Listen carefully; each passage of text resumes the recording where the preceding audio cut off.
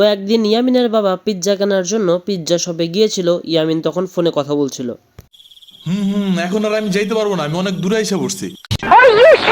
11টা বাজলেও ইয়ামিন তাকে আর একটু যেতে বলে। আরেকটু যাও, মাত্র 11টা বাজে এখন। ইয়ামিনের বাবা পিৎজা পেয়ে যায়, কিন্তু তার জন্য নিতে চায় না। উফ, এত রাতে পিজার দোকান কই পাবো?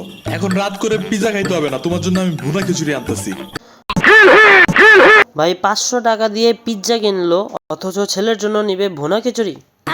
আমি এগুলো খাবো না এখন।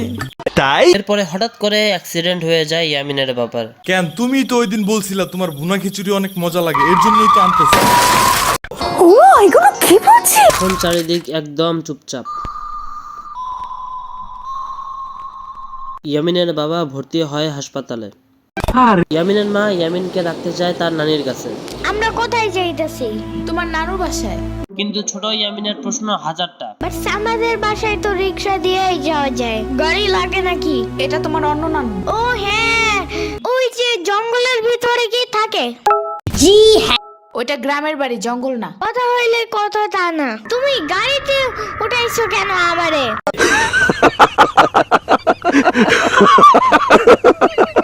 হাসি বন্ধ বন্ধ। সমস্যা নাই, এটা ভালো গাড়ি, ওই যে দেখো এসিও আছে। তাই নাকি?